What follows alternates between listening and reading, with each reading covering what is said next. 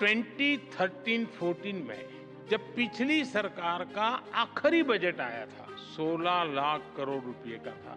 आज हमारी सरकार में ये बजट 3 गुना बढ़कर 48 लाख करोड़ रुपया पहुंच गया है। हाथ जोड़कर विनती है, बचा लो मेरे भारत को। 2024 बनेगा मोदी सरकार के लिए काल, संभलने की जरूरत। क्या भारत पर मंडरा रहे हैं आर्थिक संकट के बादल? क्या 2025 तक टिक पाएगी मोदी सरकार? क्या 2029 से पहले ही हो जाएंगे चुनाव? क्या इमरजेंसी जैसे हालात फिर से देखेगा भारत? क्या होने वाला है आने वाले 2025 में? सरकार को क्या करना चाहिए और क्या नहीं? क्या पीएम मोदी इस्तीफा देंगे या अपना कार्यकाल पूरा करेंगे? क्या 2025 बनकर आएगा पीएम मोदी का काल? जानने के लिए वीडियो के आखिर तक बने रहें। दोस्तों, सनातन की वीडियो YouTube चैनल को आपके सपोर्ट की आवश्यकता है। हमें सब्सक्राइब किए बिना मत जाइएगा और वीडियो को लाइक भी जरूर कर दीजिएगा। आज से करीब 49 साल पहले भारत ने वो दौर देखा था जिसे भुलाया नहीं भुलाया जा सकता। 25 से 26 जून 1975 की रात को राष्ट्रपति फखरुद्दीन अली अहमद से साइन करने के साथ ही देश में पहली इमरजेंसी डिक्लेयर कर दी गई। इंदिरा गांधी रेडियो पर पूरे देश को इमरजेंसी का फरमान सुना रही थी, जिसने पूरे देश को विवाद की आग में झोंक दिया था। इंदिरा गांधी को कोई भी नियम बनाकर देश चलाने जैसा अधिकार मिल गया। उनके सभी विरोधियों को उठाकर जेल में डाल दिया गया। देश की आर्थिक, सामाजिक, राजनीतिक व्यवस्था पूरी तरह से चरमरा गई। लोग दाने दाने को मोहताज होने लगे और दंगे फसाद, किसी को भी उठाकर जेल में डाल देना, यह जैसे आम बात हो गई। लेकिन दोस्तों, 1975 की ये इमरजेंसी शायद उतनी खतरनाक नहीं थी जितना भयानक समय 2025 के बाद आने वाला है। जी हाँ, भयानक समय जो न सिर्फ आर्थिक रूप से भयानक होगा बल्कि लोगों को सामाजिक तौर पर भी चोट पहुंचाएगा। आप नोटिस कर रहे होंगे बीते कुछ सालों से महंगाई अपनी चरम सीमा पर पहुंच चुकी है। सब्जियों, पेट्रोल, डीजल, गैस सब कुछ महंगा हो रहा है। हर चीज पर डबल ट्रिपल टैक्स जा रहा है, लेकिन कमाई ना के बराबर है और लगातार घट रही है। अगर ये सब जल्द ही रोका नहीं गया तो आने वाला समय बहुत ही ज्यादा खराब आने वाला है, न सिर्फ भारत की जनता के लिए बल्कि मोदी 3.0 सरकार के लिए भी। लेकिन हाँ, ये कैसे? जानने से पहले वीडियो को लाइक, शेयर और चैनल को सब्सक्राइब कर लीजिए। बेशक प्रधानमंत्री नरेंद्र मोदी लाख मुश्किलों को पार करते हुए तीसरी बार देश के प्रधानमंत्री बन गए हैं, लेकिन एक नहीं अनेकों ऋषियों का कहना है कि यह कार्यकाल उनके लिए बिल्कुल भी आसान नहीं होने वाला। सरकार को कई तरह की परेशानियों का सामना करना पड़ेगा, जिनमें सबसे पहला तो देश का युवा ही है। मौजूदा समय में रोजगार को लेकर, अग्निवीर योजना को लेकर, लगातार लीक हो रहे पेपर को लेकर युवा वर्ग सरकार से खास नाराज चल रहा है। हालांकि एग्जाम्स को पारदर्शी बनाने की कोशिश की जा रही है, लेकिन कहीं ना कहीं सरकार युवा वर्ग को संतुष्ट नहीं कर पा रही है। इसलिए युवा अभी भी सरकार से नाराज हैं। ज्योतिषाचार्यों, संत ऋषियों की माने तो ये नाराजगी आने वाले समय में और ज्यादा बढ़ेगी।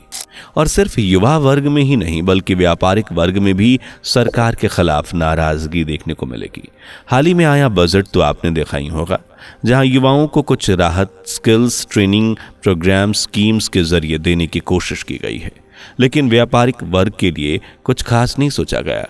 और सबसे ज्यादा झटका तो शेयर मार्केट को लगा है, जहां लॉन्ग टर्म प्रॉफिट पर पहले 10% टैक्स लिया जाता था, अब वही बढ़ाकर 12.5% कर दिया गया है, जबकि शॉर्ट टर्म पर 20% टैक्स। इस वजह से शेयर मार्केट में इन्वेस्ट करने वाले इन्वेस्टर्स भी सरकार से खासा नाराज हैं।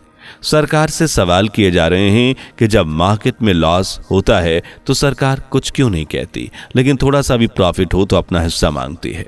ऐसे में सरकार को सोचने की जरूरत है, क्योंकि ज्योतिषाचार्यों की माने तो आने वाले समय में स्टॉक मार्केट बम बनकर फटेगा, जिसमें इन्वेस्टमेंट करने वाले तिनकों की तरह बह जाएंगे। अगर जल्द ही सरकार ने इन मुद्दों के बारे में नहीं सोचा तो आने वाला समय आर्थिक रूप से लोगों की कमर तो तोड़ेगा ही, सरकार की जड़ें भी हिलाकर रख देगा। जी हाँ, ज्योतिषाचार्यों की माने तो अगर सरकार यूं ही युवाओं, व्यापारियों, मार्केट को छोड़कर इंफ्रास्ट्रक्चर पर खर्चा करती रही तो 2025 में हो सकता है कि मोदी 3.0 सरकार धाराशाही हो जाए। जी हां, सोशल मीडिया पर जो दावे किए जा रहे हैं कि मोदी 3.0 सरकार 5 साल तक नहीं टिक पाएगी, वो सच साबित हो सकते हैं। हालांकि इसके पीछे की वजह सरकार की अनदेखी ही नहीं होगी, बल्कि अंदरूनी कमियां भी होंगी। आप तो जानते ही हैं कि तीसरी बार नरेंद्र मोदी जी एनडीए के दूसरे दलों की मदद से प्रधानमंत्री बने हैं, जिसका रिजल्ट हमें बजट में देखने को मिला, जहां बिहार और आंध्र प्रदेश के लिए बड़ी बड़ी सौगातें, योजनाएं और मोटा इन्वेस्टमेंट दिया गया है, जबकि बाकी के राज्यों को कुछ खास बजट में नहीं दिया गया। यदि आने वाले समय में एनडीए के दल और ज्यादा मजबूत होते जाएंगे और भाजपा अपनी सरकार बनाए रखने के लिए इनकी मांगें पूरी नहीं करेगी, वरना ऐसा हो सकता है कि गठबंधन के अंदर से ही विरोध की आवाज बुलंद हो जाए। वहीं इस बार विपक्ष भी मजबूत है। 2014 और 2019 के चुनाव में विपक्ष के पास इतनी सीटें नहीं थी, वो इतना मजबूत नहीं था, जिस वजह से सरकार ने 3 कृषि कानून, नए आपराधिक कानून जैसे नए फैसले न सिर्फ लिए बल्कि बिना किसी रुकावट के लोकसभा, राज्यसभा और राष्ट्रपति भवन से भी पास करवा लिए। लेकिन अब सरकार को कदम कदम पर रुकावटें फेस करनी पड़ेंगी। इसलिए सीएए और बुलेट ट्रेन जैसे फैसलों की जगह सरकार को युवा, व्यापारिक वर्ग और आर्थिक गतिविधियों पर ध्यान देने की जरूरत है, ताकि जो मुसीबतें इस ओर उठने वाली हैं वो ना उठें। क्योंकि अगर भारत के हालात बिगड़े तो इतने ज्यादा बिगड़ जाएंगे कि इन्हें काबू करना मुश्किल हो जाएगा। लोग दाने दाने के मोहताज हो जाएंगे, पैसा जेब से लगभग गायब हो चुका होगा। जो अमीर है वो सरवाइव कर भी जाएं तो गरीबों का हालत बहुत ही ज्यादा बुरा होने वाला है। लॉकडाउन में तब भी मदद मिल गई थी, लेकिन अब अगर इस बार हालात बिगड़े तो कोई मदद करने वाला नहीं होगा। ऐसे में सरकार के खिलाफ देश की आवाज बुलंद होगी। सरकार इन परिस्थितियों को संभाल नहीं पाएगी और देखते ही देखते समय आ जाएगा जब मोदी 3.0 धाराशायी हो जाएगी। पीएम मोदी को अपने पद से इस्तीफा देना पड़ेगा, जिसका एक मुख्य कारण उनकी उम्र भी बनेगी, जो 2026 में 75 वर्ष हो जाएगी। यानी भारतीय जनता पार्टी के नियमों के खिलाफ दरअसल भाजपा में एक नियम है कि कोई भी राजनेता 75 वर्ष की आयु के बाद काम नहीं करेगा, उसे रिटायरमेंट लेना होगा या दे दिया जाएगा। इस नियम के हिसाब से पीएम मोदी भी पद से हटने का दबाव झेल सकते हैं। उन पर भी रिटायरमेंट का दबाव बनेगा। ज़्यादा प्रेशर पड़ने पर हो सकता है पीएम मोदी इस्तीफा दे दें और सरकार गिर जाए और 2029 में होने वाले चुनाव 2025 के बाद या 2026 या 27 में ही आयोजित कर दिए जाएं। अगर ये चुनाव होते हैं तो जीत चाहे जिसकी भी हो, हालात बहुत ज़्यादा खराब होने वाले हैं। देश का माहौल पूरी तरह से बिगड़ जाएगा और देश में अराजकता, विवाद बड़े पैमाने पर फैलेंगे। धर्म का नाश कर दिया जाएगा, अर्थव्यवस्था पूरी तरह से चरमरा जाएगी, राजनीतिक व्यवस्था पूरी तरह से खराब हो जाएगी, रोजगार लगभग खत्म हो जाएंगे, कंपनियां लोगों की छटनी करेंगी। इस तरह जिनका रोजगार है वो भी छिन जाएगा और जिनके पास नहीं है उनके मिलना मुश्किल हो जाएगा। इसलिए वर्तमान समय में सरकार को इंफ्रास्ट्रक्चर, बुलेट ट्रेन, सीएए पास करने से ज्यादा ध्यान 2 चीजों पर देना है। सबसे पहले तो ऐसे काम करने हैं ताकि युवाओं को रोजगार मिलता रहे। दूसरे, देश की फाइनेंशियल कंडीशन को बेहतर बनाया जाएगा, लोगों को ज़्यादा से ज़्यादा रोजगार मिले, उन्हें काम मिले और इनकम हो। यह सबसे बड़ा मुद्दा है जिस पर सरकार को काम करने की ज़रूरत है।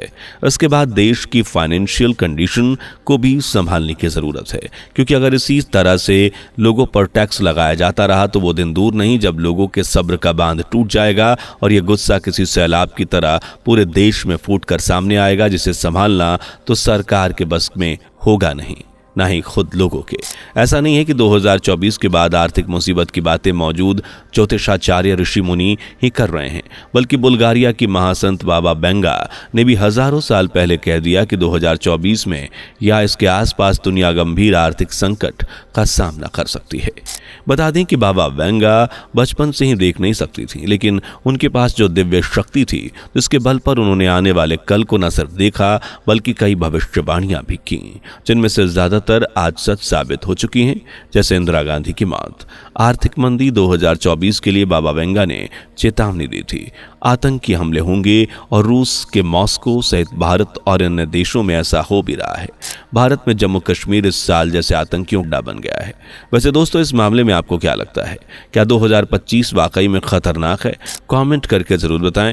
वीडियो पसंद आई हो तो लाइक शेयर करके चैनल को सब्सक्राइब करके बेल आइकन को प्रेस भी कर लीजिए। दोस्तों, आपकी स्क्रीन पर 2 और वीडियोस दिख रही हैं, जिसे देखने के लिए स्क्रीन पर क्लिक करें। दोनों देखिएगा, बहुत अच्छी वीडियो बनी है।